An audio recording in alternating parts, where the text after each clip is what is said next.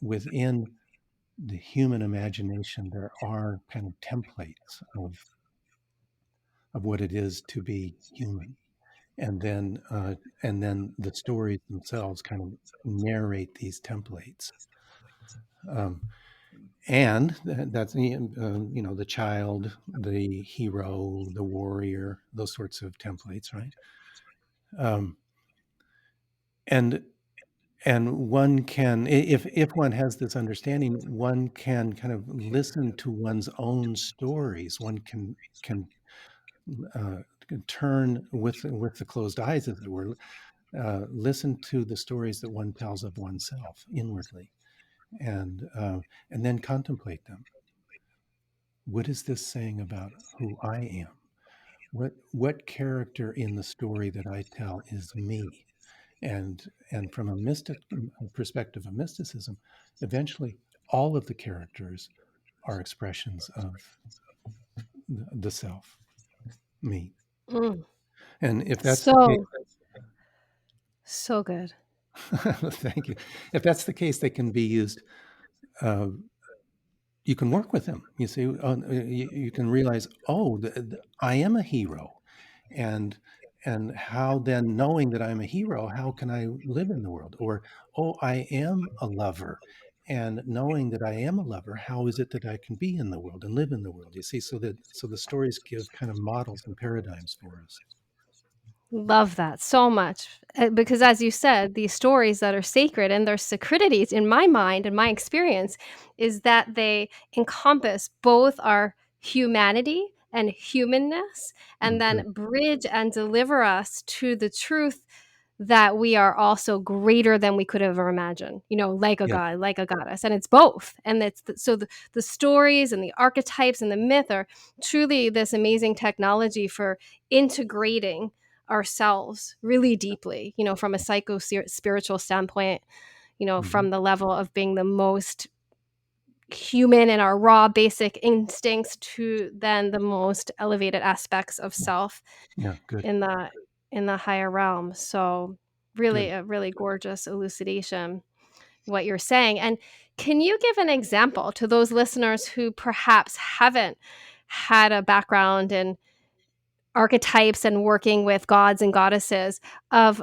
one way someone could work with, say, the goddess Lakshmi or the archetype? I recently went to Glastonbury, England.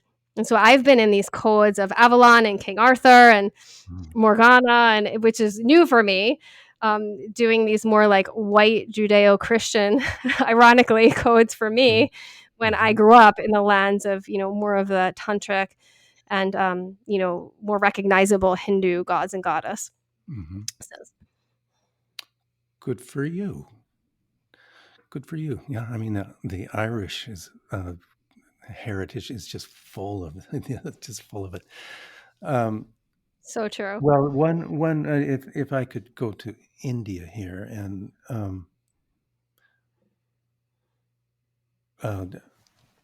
well, there's just so much there, and I'm just there's so much we could talk about here, but one of the there's a kind of a complex, a set of stories.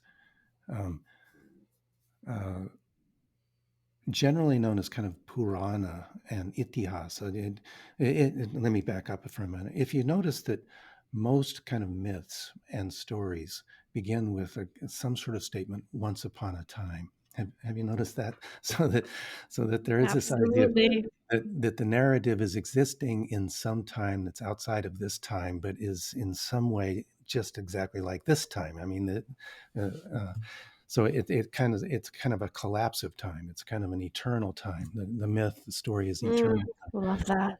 and there is a whole set of these kind of once upon a time stories that are understood to narrate sacred understandings, centered on a figure of Krishna and various lovers. Now, and I mean that in the best sense of the word. I don't want confusion here. All right. So maybe I should say it differently. Narratives between a lover and a beloved. How's that? And between a beloved and a lover. Okay, and there are stories of the lover and beloved as mother and child, stories of lover and beloved Mm. as friend and friend, um, a story of lover and beloved as servant of a kind and just master. Um, and we could think of particular examples that your listeners may be familiar with. Hanuman and Hanuman as the servant to the kind Rama. You see the bold and brave Rama, or the child Krishna to his mother Yashoda, and others. Um, Arjuna and Krishna as friends of each other. You see, there are all these stories of different relationships between lover and divine beloved, and one can use them as paradigms, as it were, or not prototypes, as archetypes, as we were talking about it, and say, well, what part of me is that kind of lover? Where in me is the lover who is a child longing for a mother? What part of me is the mother yearning and taking care of the child? You see that you can use them as well. Okay, investigation into one's own nature. You see, uh, and what part of me is a friend to the beloved, the divine beloved, and one of them is one of these many types of relationships is the relationship of a lover who is absent from a beloved, or when the beloved seems absent from the lover. Um, Sometimes stories of Radha and Krishna, for example, when they are separate from each other, and the feelings that they have for each other in that separation run the whole range of human emotion, and I think it can be very powerful to feel not only separate from one's beloved, but perhaps separate from love itself. One can tend to perhaps feel there is no such thing as love, and in my life there is no love. You see, and that can be, oh, okay, there. Let me explore that. How do I know? And I'm placing myself in the position of somebody in there. Okay, how do I know that there is no love? And one way that these stories can help us here is that we know that we sense that there is no love precisely because we know what love is. Mm. We already know what love is, and we are feeling absent from it. So if we can return to this realization, we do know that love is real, then that can help us Mm. in so many difficulties when we're feeling that there is no love. Yeah. Yeah, really, really profound and very poignant, and I love what you talked about too because, you're using that theme of love and then several, different archetypes that you mentioned, which I think is so helpful for people because we all have these roles that we play, Mm, and some of us don't share those roles and some of those roles overlap that we do share. And so I love that you spoke of thank you, love, because that is the root of so much suffering mhm, that people feel deprived of in some way or want to work with more, or the mm, true power that can heal and uplevel people, love, that mhm. force. So that's such a great example. And I feel like in my own experience, and I'm wondering if this is your experience, how these archetypes that we can work for. Like I mentioned Lakshmi, so I'll just go for her, and she's, Okay, sitting in good. front of me right now where I'm looking. So Okay, good. how I have this statue of this goddess, and the statue to me represents almost like a mirror that reminds me and reflects back to me the abundance of material wealth, abundance of health, abundance of spiritual wealth. So whenever I gaze upon her, and sometimes even this morning I was meditating with her, that statue or that memory of her or that studying of her stories or however you want to physicalize the practice of working with that archetype I have a client who has, Lakshmi on her shirt, right? And then she looks in the mirror, right? And she works with Lakshmi. It reminds her. But this mirror idea of that the energy, in the yogic tradition, my understanding too is it's even deeper than just archetype, but Yeah. that's another thing we can get into or not. But that idea that this thing that we're looking at, focusing on and studying in the way of a statue or in the way of an energy or in the way of a story acts like then a mirror to remind us and extract from us that same energy and those qualities of abundance and etc. Yes. Yes. Exactly. That in a sense, they are murtis. They're known as murtis, which and statues. A murti is a physical form, a physical object, an objective form of divinity, or in this case, maybe the uh, the the dimensions or the forces and powers of well-being, health, goodness. Okay, and that the image is an embodiment, literally a solidification of these forces, these powers, and as a murti, as an embodiment, one can look onto it, one can gaze onto it, and in the way that you've been talking about it, remember the presence of gracious well-being, remember the power of benevolence and care and concern for others. And then remembering it, then the process is then to then kind of internalize it and kind of plant that murti, embody it within one's own being. And by doing that, by kind of honoring the external Lakshmi, one then fosters and nourishes one's own good, one's own benevolence, and one's own generosity. I love those words you used about planting like a seed, and then you use the word nourishing, like we do plants, and Mm-hmm. watering. That's such a beautiful articulation of that, and I think that when it comes to you know working with archetypes and myths for our listeners, respond to every call that excites your spirit, as Rumi said. So, like, Yeah. to me, it's a matter of, maybe for you, it's not Indian, gods or goddesses at all. Not long ago, I was working with, Yamaya, of the African tradition. Mm-hmm. So, Good. we live in this incredible Aquarian age where there's all this information.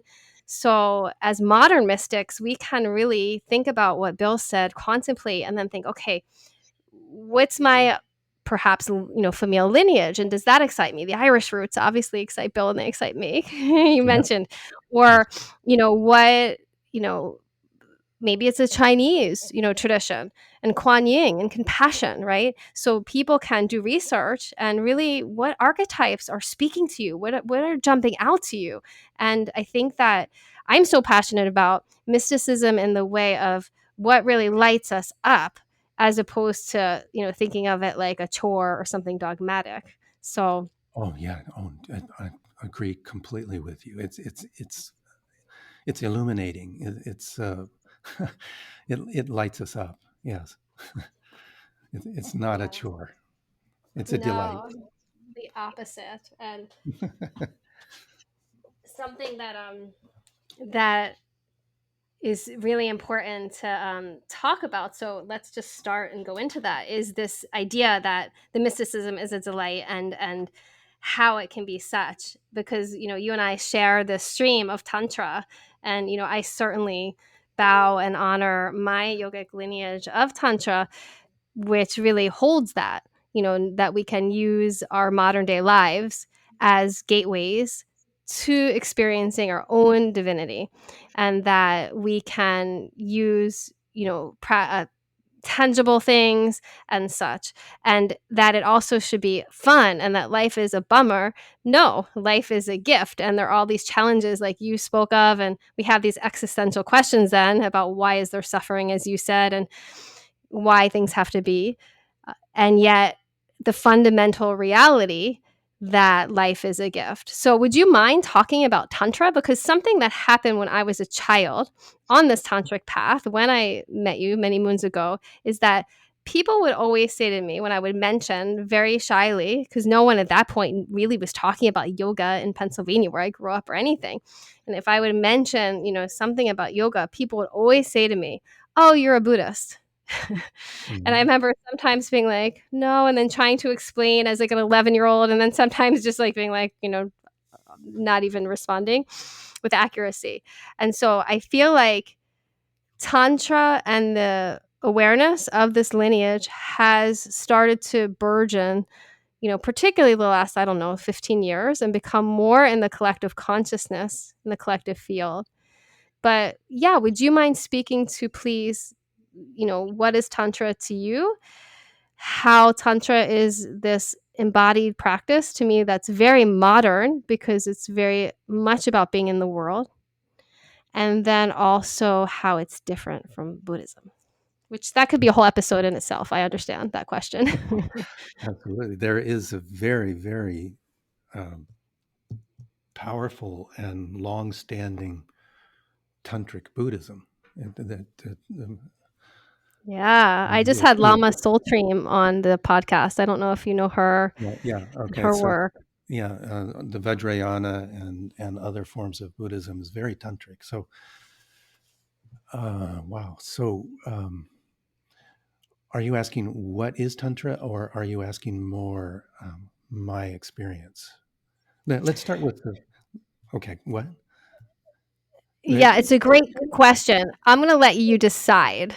Now Okay. and that's exactly part of why I asked it, so you hit on it perfectly, Okay. that how Tantra also straddles both, right? The Buddhism and such. So yeah, start you're such an expert. Start where you want to, and then we'll Well, and play. there are some associations with tantra and some forms of Taoism and Mhm. others. Um, let's see. The word tantra itself originally means a loom. It's a mechanism for weaving. You may know that, and your listeners may know this, but something that makes a fabric out of a weft and a woof. Um, and then comes to refer to a weaving of philosophy and practice, the kind of integration of philosophy and practice, and the philosophy, and very, very briefly, the philosophy is that um, um, the powers and structures and dynamics that create and support and transform the world, the whole universe, and everything in it. Those very same forces and powers and structures and dynamics are within each one of us, and that we are kind of woven into the to this fabric of the universe, as it were, um, and that if and when one can identify the various forces and structures and powers within the universe, one can identify them within oneself, and within oneself, one can then see them within the universe. All right, and in tantra, being tantra now from India, um, rather than some of the more Chinese or Tibetan or whatever. Um, tends to locate two primary kind of forces and structures and possibilities, very, very generally. Okay, and it identifies these as Shiva and Shakti, right? And in my mind, Shiva is the is the unlimited, unbounded, infinite potential, the potential to be anything.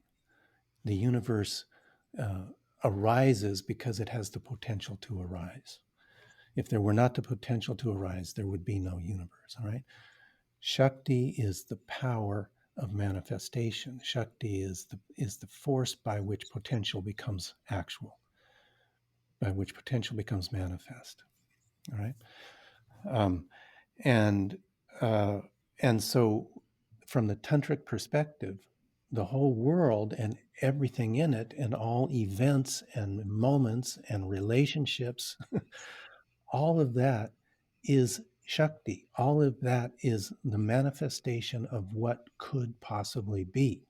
You see, the whole world is Shakti, and as manifestation of the potential. Okay, now that is the Shakti is often associated with feminine power.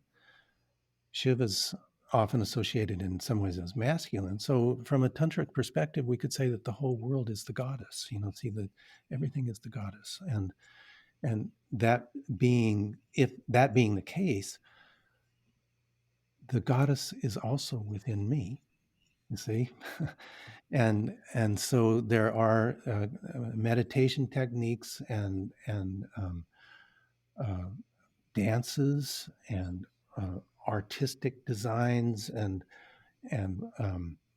hand gestures and all these different ways of being embodied, being the divine as a body. You see, and I'm perhaps being a little bit too vague here, but in terms of a tantric perspective, then uh, tantra is a very life affirming perspective that says that life itself, existence itself, is a good thing, and within all of the complications and disappointments, existence itself remains itself a good thing, right? So tantra is then the aligning with it and the transforming of that which constricts one's understanding of the goodness of existence and opens it up and expands it, right?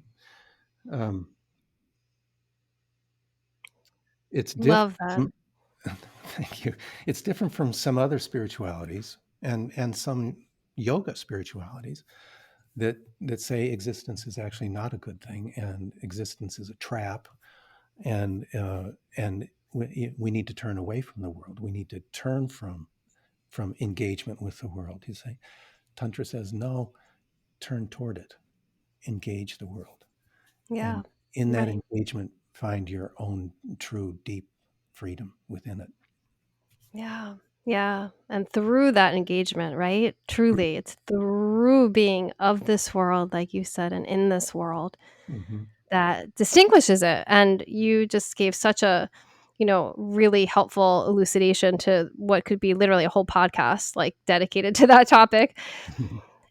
And that idea, just to highlight for our listeners, that Tantra is one stream of yogic philosophy. There are other streams, as Bill mentioned, that have a more classical or dualistic perspective, which encompasses Bill's answer about the choice to at times pull away from the world and Mm-hmm. then the sense of going back to the world. And that's part of why, and I want to speak on this and then circle back to the question I asked before and keep going with it. But it's, I think, a good moment to talk about why Tantra historically has often been associated in the Western world with sex.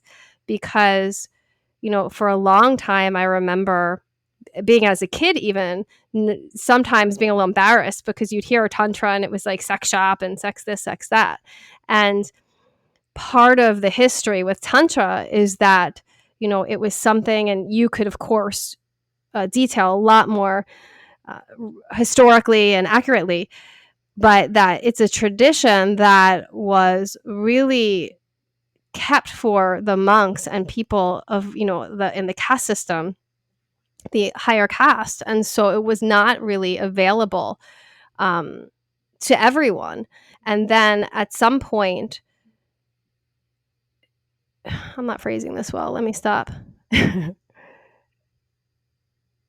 So let me stop, and I'm going to pause that and start over. So, Katie, while you're paused, there may be a little bit of difficulty with some of your listeners with the reference to sex, and I understand I do understand the question. So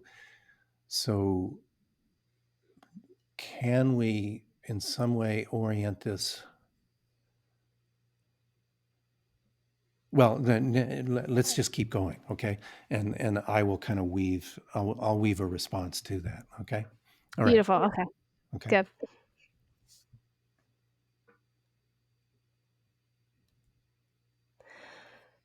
So when it comes to Tantra, I think this is a really opportune moment to speak of how sometimes, particularly in the Western world, there has been an association with Tantra and sexual activity. And, even as a child, sometimes I would be embarrassed. You'd see tantric sex shops, or if you mention that, people would think it is that. And it's my understanding, though you could elucidate much more, how Tantra's being about and the practices are about being in the world and using embodied experience to really unify oneself. And as you said in your first answer, connect oneself to the divine.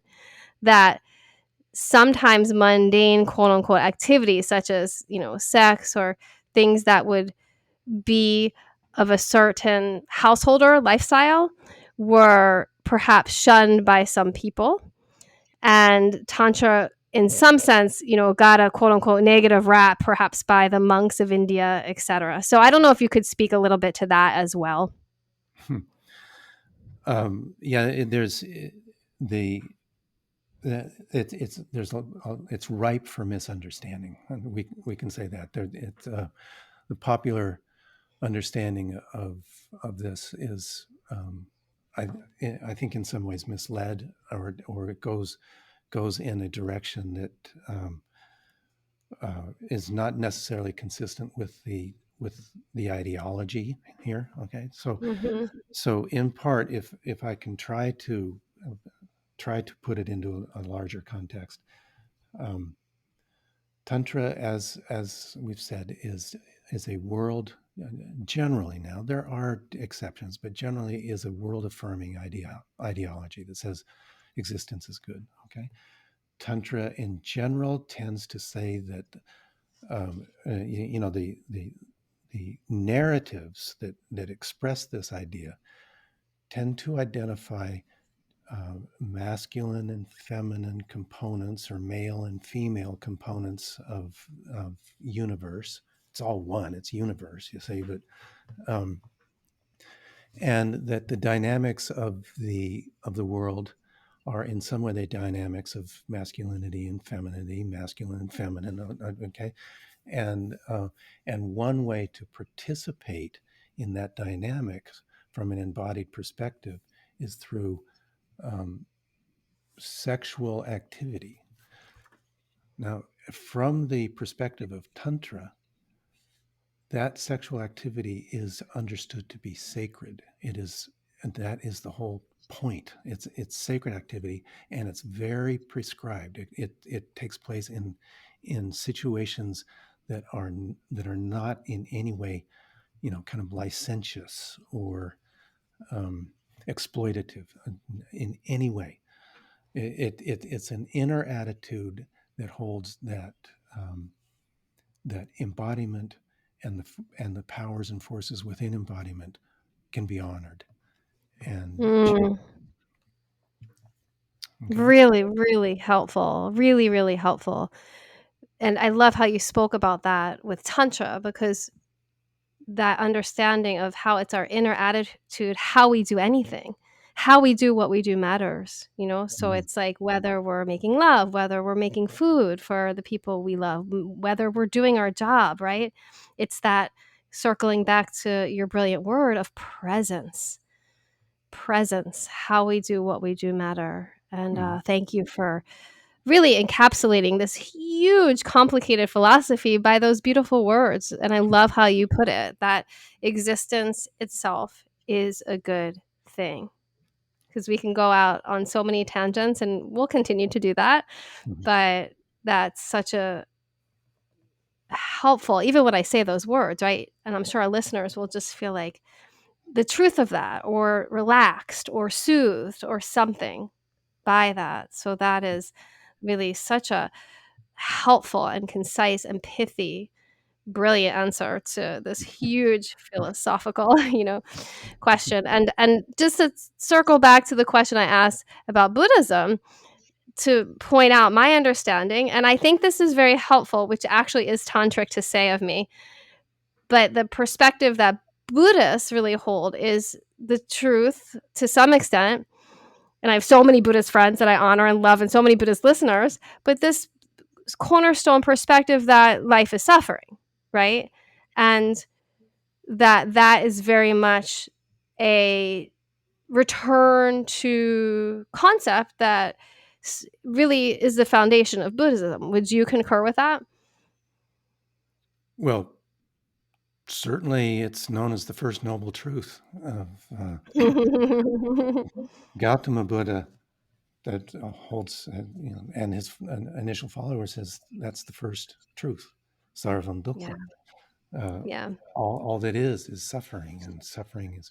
But see, that can be understood in different ways, and the way that I would suggest people think of it is that it's not necessarily that everything is suffering. It is to say that suffering is everywhere, and I hear a difference there. That means that suffering is Mm, ubiquitous, that all people suffer, and that all beings suffer. Sarvam means everything, all. Sarvam dukkha, right? And mhm.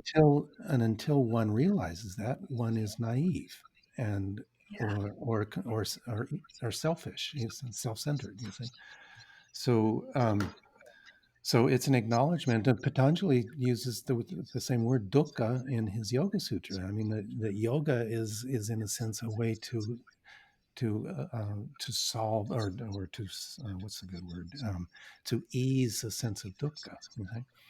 Um, Yeah.